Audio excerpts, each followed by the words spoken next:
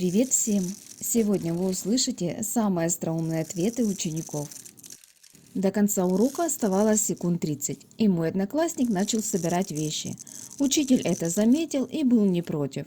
Но когда прозвенел звонок, мой друг встал, чтобы уйти. Учитель произнес классическую фразу про «не звонок решает, когда урок закончен, а я». Друг, даже не снизив скорости, ответил: «Если звонок решает, когда я прихожу, он решает и когда мне уходить», и вышел из класса. Когда я училась в 10 классе, мой учитель истории половину урока мог высмеивать учеников. Один из моих одноклассников явно не любил эти шутки и никогда не отвечал на них. Как-то раз учитель насел на него и начал толкать речь, что тому нужно уметь постоять за себя. Он закончил свою лекцию словами: «Ты должен быть мужчиной, ты должен стать похожим на меня». Друг ответил: «Вы определите сначала, какую из противоположностей мне выбрать, быть похожим на мужчину или быть похожим на вас». У меня была одноклассница, которая была склонна все драматизировать. Однажды мы сидели с ней на уроке у учительницы со скверным характером, и она спросила разрешения выйти в туалет, а учительница ответила нет. Тогда подруга сказала: «Ну, мне действительно срочно надо, у меня СНП». И учительница ответила: «Скажи, что это значит, и я подумаю, отпустить тебя или нет».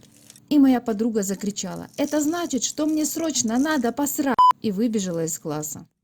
Наша училка как-то сказала нам, что мы должны придумать свое животное. Я не стала терять шанс и крикнула на весь кабинет: «Заебушек!», то есть гибрид зайца-зай и воробушек-бушек.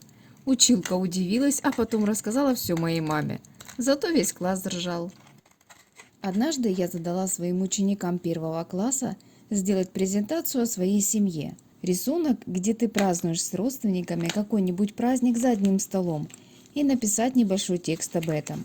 Одна девочка нарисовала стол и стулья, и больше ничего. Я знала, что она ленится, и пыталась как-то ее расшевелить. Я спросила, где же еда и вся семья. А она ответила: они в другой комнате моют посуду. Я испытала к ней уважение за то, как она нашла логичный аргумент, чтобы упростить себе работу. На уроке биологии учитель объяснял нам пищевые цепи в какой-то очень примитивной манере. Коты едят мышей, но кто ест котов? Наверное, он хотел, чтобы мы сказали блохи, но я ответила: китайцы. Класс лег от хохота, а учитель не ожидал. Наша учительница как-то сказала: «Никаких напитков на уроке». Тогда мой одноклассник встал, схватил напиток учительницы с ее стола и сказал: «Никаких, так никаких», и выбросил в мусорную корзину. Она отправила его к директору. Однажды на физике мы проходили трение, и что определяет величину силы трения. Учитель спросил: «Представьте, вы инженер, что будет самое сложное при создании, скажем, гоночных шин?» Один из учеников ответил: «Вставать каждое утро на работу». Когда я училась в старших классах, мой одноклассник спал за партой. Однажды учитель вызвал его к доске, чтобы решить задачу, записанную там.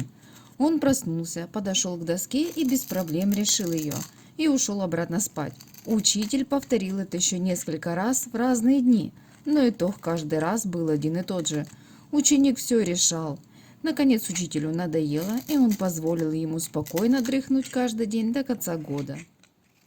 Однажды повела своих учеников на экскурсию в художественную галерею.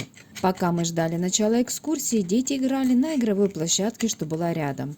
Какой-то мелкий паренек подошел к моим парням и сказал: «Спорим, что я умнее вас». Я начала пристально следить за ситуацией, чтобы она не закончилась кровопролитием. Но мои парни вели себя спокойно. Один из них сказал: «Нет, ты не умнее. Ты тоже в 4 классе?» Тот ответил положительно. Мой ученик продолжил: «Ну, значит, мы все одинаково умны на уровне 4 класса».